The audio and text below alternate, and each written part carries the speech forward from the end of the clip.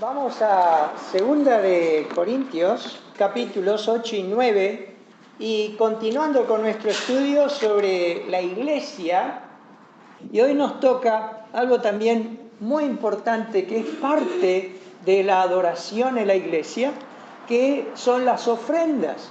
Y mucha gente se pregunta, ¿no? ¿La Biblia también habla del dinero? Y como que pareciera, ¿no es cierto?, que el dinero fuese algo solamente del mundo, ¿no? Que no tiene nada que ver con lo espiritual. Y es tan interesante que las Escrituras nos hablan 10 veces más, hay 10 veces más versículos sobre el dinero que la fe y la salvación en las Escrituras. El Señor Jesucristo habló 16 parábolas sobre el dinero, la administración, la economía. Vamos a ver que el dinero o la economía es una muestra de la vida espiritual del creyente, porque donde está vuestro tesoro, allí está vuestro corazón. Se ha vuelto un poco controversial hablar del dinero, y esto ha sido por causa de los malos testimonios, estos pastores y aún religiones, ¿no es cierto?, que han hecho de la ofrenda o del dinero un comercio, como dice las Escrituras, ¿no? Usan la piedad como fuente de ganancia. Como ustedes saben, nacimos en el catolicismo. Hemos aprendido mal de lo que es la ofrenda, ¿no es cierto?, y el dar. Porque allí prácticamente vimos una religión extorsionadora, una religión que veíamos que solamente se preocupaba por el dinero. Una de las cosas que más yo me preguntaba, ¿no es cierto?, en mi infancia y después en mi adolescencia era ¿cómo puede ser que la Iglesia Católica esté inundada en riquezas? Los grandes tesoros del Vaticano, y después cuando fui conociendo un poquitito más el Estado Vaticano, porque es un Estado muy pequeño donde vive el Papa, ¿no es cierto?, ¿no? Tiene empresas automotrices, tiene alquileres de hoteles, o sea, todo en base al catolicismo. Sabemos, ¿no es cierto?, que para el bautismo hay que pagar, después para el casamiento hay que pagar, y ni siquiera te salva cuando morís, ya sea pagar en cuerpo presente y aún seguir pagando para que el alma de tu difunto salga del purgatorio y se vaya al cielo. Todo es un comercio. Y viniendo al plano de los evangélicos, también, cómo son usureros, cómo son extorsionistas. Hasta la Biblia nos enseña que compulsivamente el creyente tiene que dar. Porque el pastor, fíjese lo que dice, el que no ofrenda en la iglesia no tiene voz ni voto. Imagínense, ¿no? Que valés por lo que das. Entonces, no, hay iglesias, bueno, ustedes sabrán que tienen que poner su sobrecito, y un sobrecito, y allí tienen que poner su 10% neto. No, no, eso no es así, no es bíblico, no es la forma. Entonces, como sabemos, es muy controversial, ha traído muchos problemas en el mundo incrédulo. Justo vi en la internet esto, ¿no? Los 10 pastores más millonarios del mundo. ¿Cómo puede ser eso, no? Pero no se le cae ni en la cara de vergüenza. Yo necesito un jet privado, decía, porque allí yo me conecto con Dios. Bueno, que en realidad yo no sé si echarle tanto la culpa a esto, sino a la gente que le sigue, ¿no es cierto? Buscan ese Dios, esa clase de Dios. Entonces, vamos a ver lo que es realmente la ofrenda bíblica en la palabra del Señor, lo que Dios ha designado como ofrenda para Él. Y lo vemos acá en el Nuevo Testamento. Creemos esto, hermano, ¿no? Cuando se creó la iglesia, se creó en Hechos capítulo 2, en el día de Pentecostés. Y nosotros estamos, esto es muy importante entenderlo, nosotros estamos en otra dispensación, Acuérdense las 7 dispensaciones. Dios tuvo un trato especial en cada una de las dispensaciones con el hombre. Y Dios hoy en día, a partir de la obra de Cristo en la cruz, allí cambió totalmente. Y es porque nosotros estamos en otra dispensación, en la dispensación de la gracia. Ya no hacemos observancias del domingo por ley, no traemos un corderito a la iglesia. Yo no estoy sacrificando porque se terminó todo eso, ¿no es cierto? No venimos en forma, porque hay una ley que me manda a venir el domingo, y si no vengo, voy a su casa y le tiro piedra. No es así. Tampoco es en el sentido de las ofrendas. Estamos en otra dispensación, como vamos a ver, ¿no? Entonces, el primer punto es la manera de ofrendar. Y vamos a abrir nuestras Biblias en Segunda de Corintios, en el capítulo 8. Allí hay una extensa aclaración de parte del apóstol Pablo en cuanto a lo que es la ofrenda. Es interesante que la palabra diezmo solamente aparece en los evangelios, pero en las epístolas ya no hay más esta forma de diezmar compulsiva, por ley. El creyente vive en otra dispensación. Como vamos a ver, puede ser una medida, ¿no es cierto?, ¿no? Puede ser menos o puede ser más. Bueno, hay mucho del cristianismo que deciden dar mucho menos del diezmo, pero como vamos a ver, es la medida de qué. La Biblia dice que Dios es el dador, Él es el dador de todas las cosas, y nosotros de lo suyo, de lo que es de Él, le damos. Lo que le pertenece, porque todo el cielo y la tierra y los tesoros que hay en los cielos son de Él, y de eso nosotros le damos. Lo que Dios está midiendo es la vida espiritual de cada uno de sus hijos. Es interesante, gracias a Dios por la vida espiritual de muchos hermanos que son dadivosos y generosos para dar para la obra del Señor, y por eso la obra del Señor avanza o retrocede o se estanca, pero es por la ofrenda de hermanos. Y fíjense, dice acá en los primeros versículos del capítulo 8 de 2 Corintios: asimismo, hermanos, os hacemos saber la gracia de Dios que se ha dado a las iglesias de Macedonia, que en grande prueba de tribulación, la abundancia de su gozo y su profunda pobreza abundaron en riquezas de su generosidad. Pues doy testimonio de que con agrado han dado conforme a sus fuerzas y aún más allá de sus fuerzas, pidiéndonos con muchos ruegos que les concediésemos el privilegio de participar en este servicio para los santos. Lo que vemos primeramente acá es el dar, o la ofrenda debe ser de acuerdo a las posibilidades de cada uno. La Escritura dice que estos hermanos que estaban allí en Macedonia estaban pasando por necesidad. Acuérdense, dice, ¿por qué venía esta ofrenda? Era porque los hermanos de Jerusalén, la iglesia allí, la primera iglesia, y había una gran hambre, había una gran necesidad. Entonces el apóstol Pablo lo que hizo fue llamar a todos los hermanos de las demás iglesias.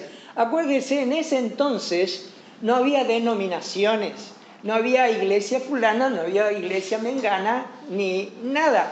O sea, era todo uno, era un cuerpo. Entonces dice que estos hermanos de Macedonia, hasta algunos creen que hasta el apóstol Pablo ni a ellos les pidió.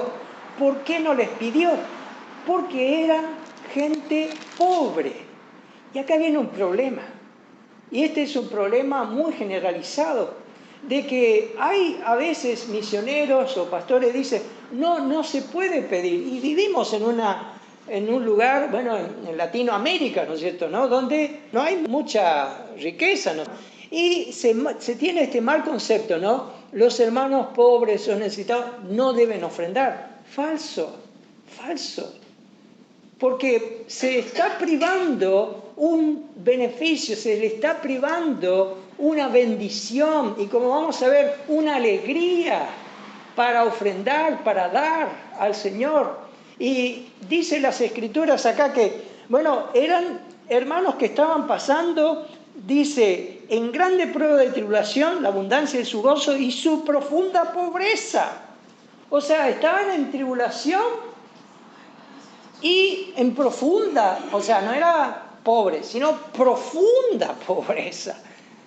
Decía un hermano de la radio, habrán escuchado de eso, ¿no? La Biblia dice. Entonces decía este hermano, me manda una carta a un hermano de Centroamérica y me dice, ¿no?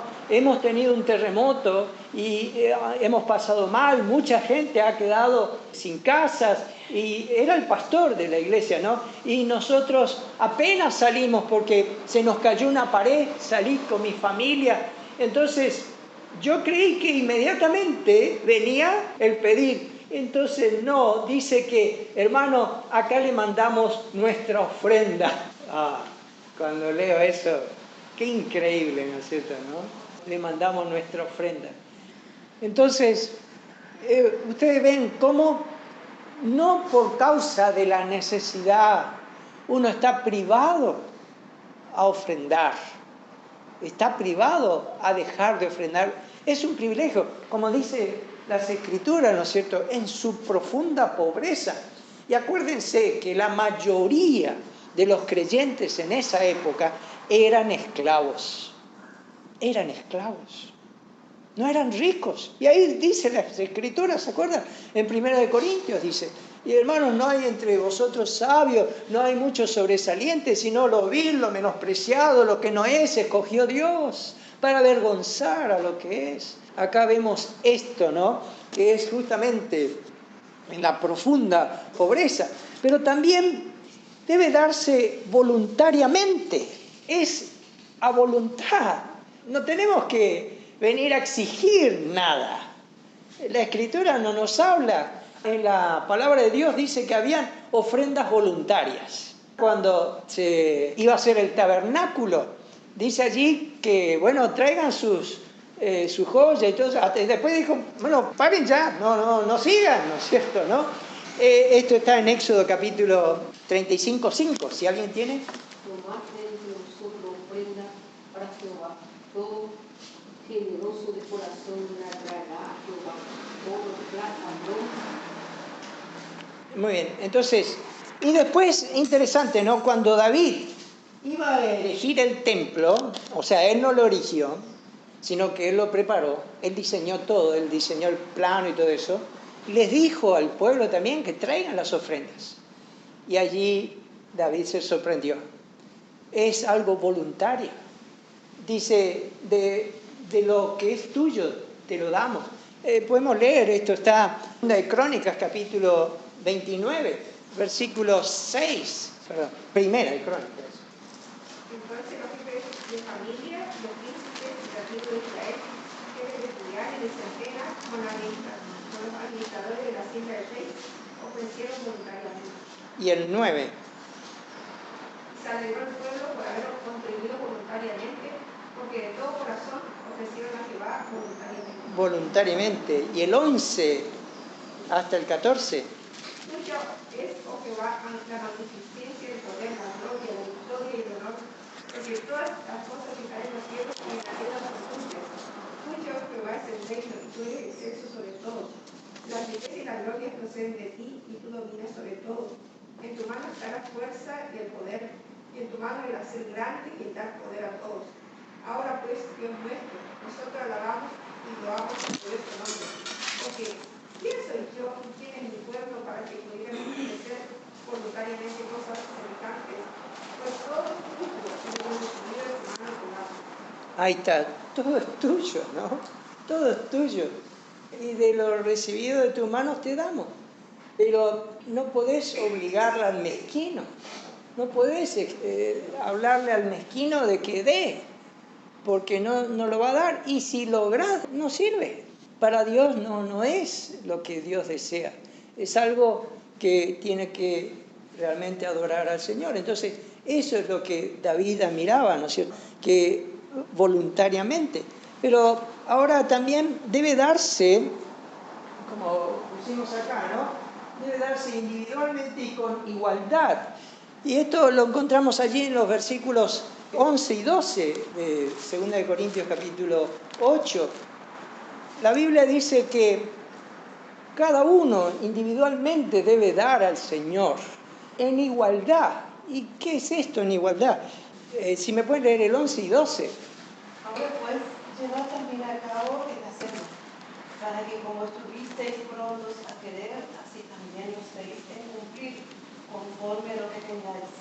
Porque si primero hay la voluntad puesta, será acepta según lo que uno tiene, no según lo que no tiene. Y el 13 y 14, por favor, 13 y 14. Porque no digo esto para que haya para otros holgura y para otros estrechez, sino para que en tiempo, por igualdad, la abundancia vuestra supla la escasez de ellos, para que también la abundancia de ellos supla la necesidad vuestra, para que haya igualdad. Ahí está, ¿no? Entonces, lo que el apóstol está hablando, que cada hermano debe dar y con igualdad, o sea, no se le puede estar exigiendo a uno que dé más que el otro. Y es algo interesante en cuanto al diezmo, ¿no? Y ahora le hago una preguntita a ustedes, ¿no? ¿El diezmo en qué consistía en el Antiguo Testamento? ¿En qué consistía el diezmo? La traducción era lo Exactamente, el diezmo era el 10% de los cultivos. ¿Y de qué más? De los ganados. De lo que cosechaba era la 10ª parte. O sea, era para los agricultores. El producto de la tierra. O sea, era lo que Dios, en definitiva, le proveía a ellos, dándoles a través de sus ganancias que obtenían de las cosechas, ¿no es cierto? Y del ganado. Bueno, ¿qué pasaba con los que tenían oficios? Por ejemplo, un maestro, un médico, un artesano, un carpintero, un esclavo. Ellos no diezmaban. Ellos ofrecían ofrendas voluntarias, pero no diezmaban. El pobre no diezmaba. Al contrario, al pobre estaban destinadas las ofrendas. Los diezmos nunca eran dinero. Los diezmos que eran, como dijo allí, eran cosechas, granos, cosechas, cebada y ganado, o sea, el 10%. Solamente los agricultores y ganaderos. Entonces, fíjense lo que está diciendo acá. Acá está diciendo que debe ser en igualdad. En igualdad. ¿Por qué? Porque había en el judaísmo gente que no diezmaba. Pero acá no está hablando del diezmo, está hablando de ofrendas. Ofrendas en igualdad. Entendemos que el diezmo ha sido no igualitario. Si uno aplica el diezmo, por ejemplo, una persona que cobra 20 millones y otra persona que cobra 2 millones, uno está más holgado, ¿no es cierto?, que el otro. Pero ahora supongamos que las dos personas cobran el mismo. Supongamos que cobran 3 millones. Pero uno no paga alquiler, no paga expensa, no paga luz, no paga agua, todo está gratis para él. Puede ser un hijo, por ejemplo, y tiene limpio allí sus 3 millones. Pero hay otro que sí cobra 3 millones, pero tiene su esposa y 4 hijos. No es lo mismo. Pero miembros de su familia enfermos. Y ustedes saben lo que es pagar los medicamentos. Entonces, Eso es lo que está diciendo acá. La ofrenda debe ser igualitaria. No puede uno exigir a otro. Está el otro error de las iglesias, por supuesto, de no enseñar correctamente. No enseñar la palabra del Señor como debe ser enseñada. Pero ahora venimos, la ofrenda no debe ser mezquina, sino generosa. Y este es el otro problema, ¿no? La mezquindad, que no se ofrenda generosamente, no se da generosamente al Señor, sino mezquinamente. Esto es lo opuesto, ¿no es cierto? ¿No? De lo que nos sobra te damos, de lo que no me va a ser útil te damos. No, mezquinamente. Agradecemos al Señor que se da, ¿no es cierto? ¿No? La medida, como dijimos, la medida es una buena medida, el 10%. Se sabe que el 20% o a veces menos de la congregación sostiene la obra del Señor. Hay un porcentaje mínimo también que sostiene la obra misionera. ¿Cómo se sostiene la obra del Señor? Por hermanos fieles que están dando, que están ofrendando al Señor. Por eso no debe ser mezquina, sino generosa. Y vamos a 2 Corintios capítulo 9, versículos 5 y 6, si me pueden leer, por favor. Por tanto, es necesario exhortar a los hermanos, deben primero a vosotros y prepararse primero vuestra generosidad antes prometida, para que esté lista con la generosidad, no como exigencia recta. Pero esto digo, el que sirve escasamente también se dará escasamente, y el que sirve generosamente, generosamente también se dará. Ahí está, ¿no? Entonces, debe ser generosa. Y acá habla, ¿no? Dios también va a darte conforme a lo que vos estás dando, ¿no? Por ejemplo, el pueblo de Israel, por causa de que no guardaron la tierra, ¿se acuerdan cuando estudiamos las 70 semanas de Daniel? Que ellos no guardaron el reposo de la tierra.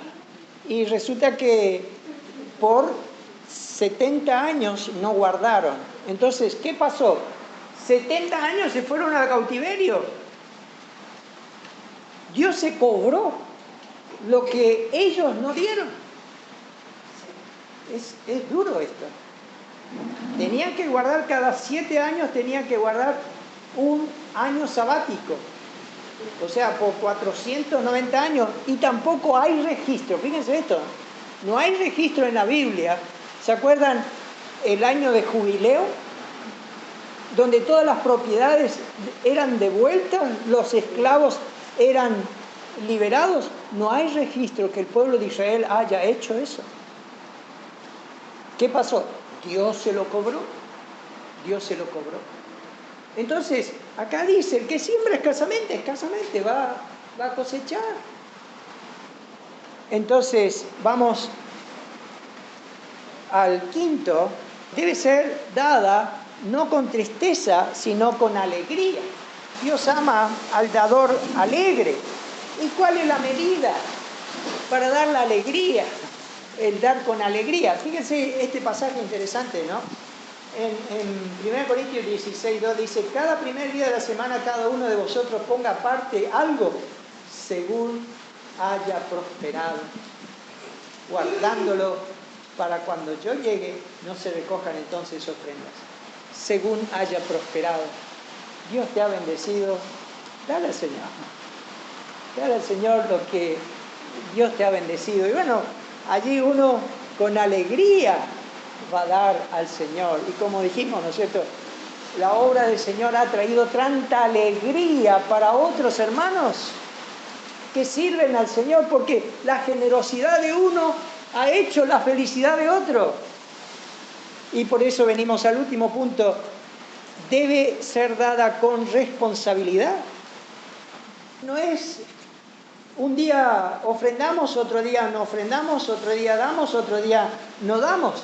Vamos, 2 Corintios capítulo 8, versículos 10 y 11. Si alguien me puede leer, por favor. Y en esto doy consejo, porque de esto os conviene a vosotros, que comenzasteis antes, no solo a hacerlo, sino también a quererlo, desde el año pasado.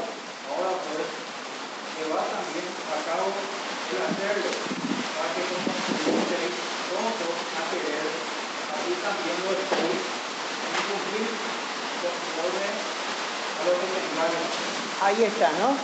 Se propusieron en hacerlo, bueno, ahora cúmplanlo. Sean cumplidores en lo que prometieron. Y como dijimos, bueno, cada primer día de la semana apartarlo. Y bueno, cúmplanlo. Bueno, hay cosas que no esperan. La luz no espera. El agua no espera. Entonces, ¿para qué hay que ofrendar? Bueno, en la Biblia habla para quiénes se ofrenda. El apóstol Pablo hablaba de su propio sostén, que él necesitaba ser sostenido. Esto lo vemos allá en 1 Corintios capítulo 9. Todo el capítulo 9 habla, ¿no?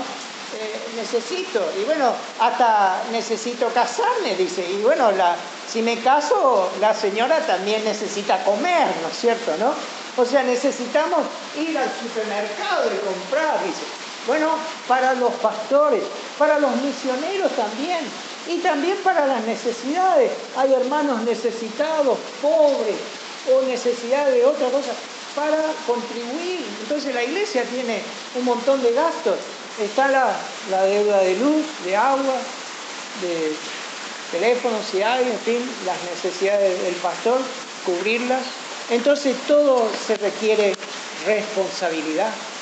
Pero también se requiere, acá dice el segundo punto, cómo llegar a ofrendar correctamente.